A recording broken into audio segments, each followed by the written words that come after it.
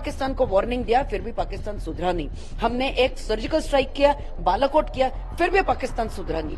तो वो वैसी बात है ना कि हम कितने भी बार उनको सिखाने की कोशिश करें, पाकिस्तान ये सीखने वाला राष्ट्र नहीं है, इसीलिए उस राष्ट्र का हम लोग नामो निशान मिटाने वाले हैं।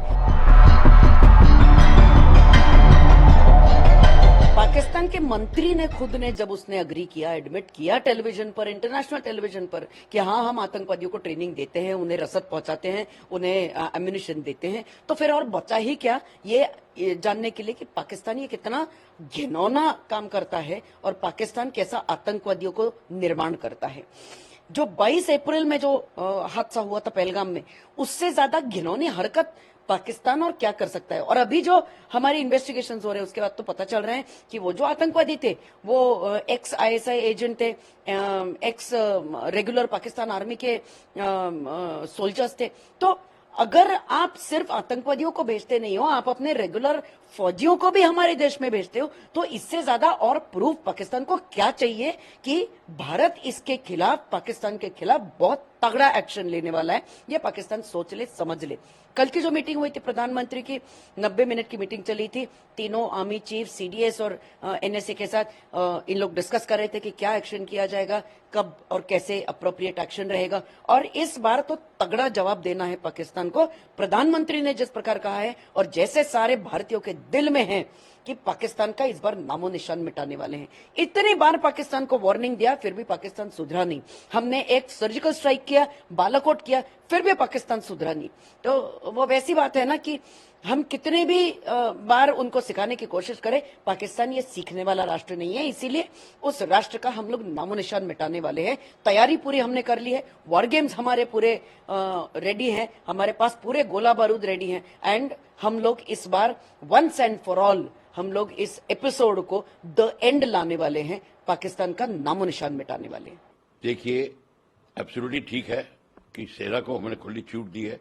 टैक्टिकल टारगेट तो सेना ही सेलेक्ट करेगी, तो वो तो सेना करती है, और किस टाइम पे वो उसको अटैक करेगी। अब टैक्टिकल बैटल एरिया में अगर कोई टारगेट हो तो लोकल कमांडर डिसाइड करेगा कब अटैक करना और कैसे करना है, उसमें सरकार नहीं देती। सरकार स्ट्रेटेजिक टारगेट्स की बात करती है कि अगर न्यूक्लियर इस्तेमाल करना है कि नहीं करना, और वो बात होती है। आपने जाके कराची पे एयर स्ट्राइक करनी है या नहीं करनी, वो फिर आदेश देगी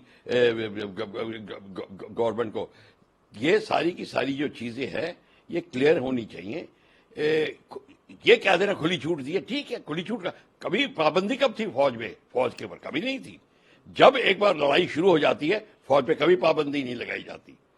तो ये बात अब क्लियर है कि हमारे को खुशी है कि पूरी की पूरी आजादी दी है, बहुत अच्छी बात है, और इससे फौज का मनोबल बढ़ता है।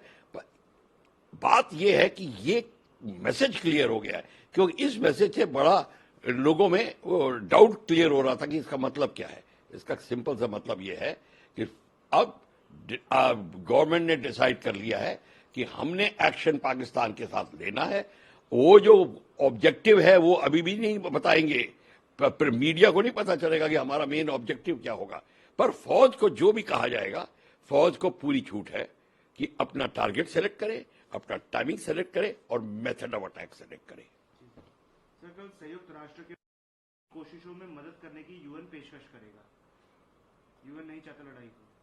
यूनाइटेड नेशंस तो नहीं चाहेगा लड़ाई हो, नहीं तो यूनाइटेड नेशंस ही नहीं रहेगा। तो पहली बार यूनाइटेड नेशंस का कोई खुल के जवाब सा आया है, तो ठीक है, वो तो कहेगा लड़ाई मत करो, आप पीसफुल सोल्यूशन ढूंढिए। पर उसको यूनाइटेड नेशंस को यह पता होना चाहिए कि कई जगह पे पीसफुल सोल्यूशन के बाद बात उनके पास आई है, पानी सिर से निकल चुका है, तो उसमें अब ये पीसफुल सोल्यूशन वगैरह का चांस नील के बराबर है। आपको ये या तो उनको क्लियर यूनाइटेड नेशंस की इंस्ट्रक्शन होनी चाहिए थी कि पाकिस्तान अपने टेररिज्म बंद करे, बात वहां पे आती है। बात वो आई गई कर दी, ऊपर से कर दी, ताकि लोगों का ध्यान विस्तृत हो जाए, केंद्रित ना रहे। बात सारी ये है, यूनाइटेड नेशंस को कहना चाहिए था। फिर इस हादसे में पाकिस्तान ने जो किया, पाकिस्तान को करना बंद करना चाहिए और फिर हमको रिपोर्ट करे ताकि हम अगली इंस्ट्रक्शन दे। ये यूनाइटेड नेशंस को कहना चाहिए था। सर, प्रधानमंत्री नरेंद्र बैठक जब हुई थी तब कुछ अहम फैसले लिए गए थे, जैसे इंडस वाटर ट्रीटी को हमने स्थगित कर दिया था। उस टाइम के लिए पाकिस्तान पर कई पाबंदियां भी लगा दी थी। आज दूसरी बैठक है सर, इसको कितना महत्वपूर्ण तरीके से आप देखते हैं? देखिए, अब दूसरी बैठक का जो पॉइंट है, एजेंडा पॉइंट हमें पता नहीं है, पर हमें पता एक आपने बोल दिया है कि फौज को उन्होंने छूट दी है। फौज को छूट देने का मतलब है कि उन्होंने डिसाइड कर लिया है कि अब पाकिस्तान में मिलिट्री एक्शन होगा। कैसे होगा, कहां होगा, अब वो पता चलेगा। और मेन गवर्नमेंट का मेन ऑब्जेक्टिव क्या है इस वॉर का, वो देखना होगा। कि टेररिज्म को तो खत्म करना बड़ा वीक सा ऑब्जेक्टिव होता है कि टेररिज्म को तो वो तो डिप्लोमेटिक चैनल एंगल से होता है, और आदि टेररिज्म खत्म करने के लिए, टेररिज्म को खत्म करने के लिए इंटरनल प्रॉब्लम है इंडिया में, वो उसको खत्म करना पड़ेगा।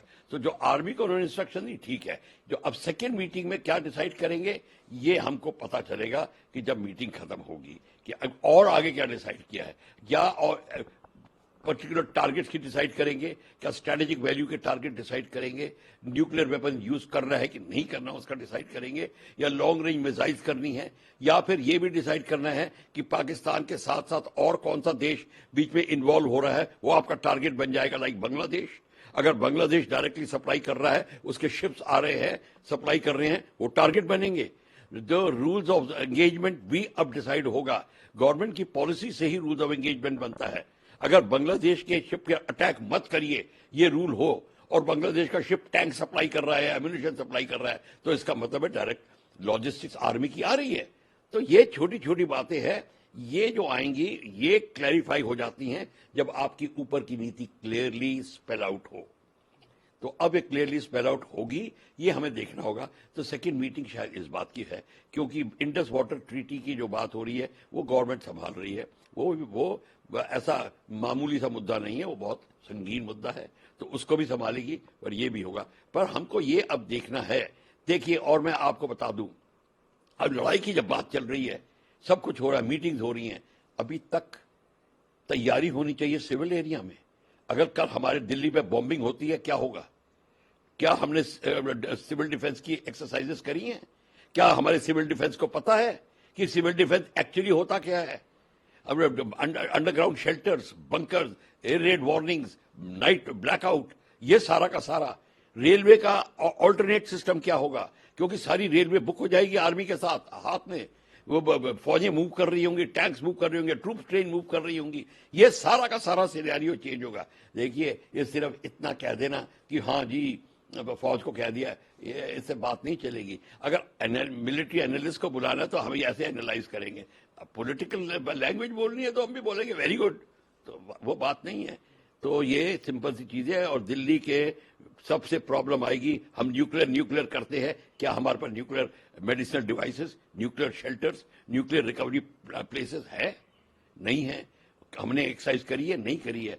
आप अपने सिविल डिफेंस के हाई ऑफिशियल्स को बुला के पूछ लीजिए वो कि सिविल डिफेंस क्या होता है। वो अगर आपको ठीक से बता दे तो मैं मान जाऊं।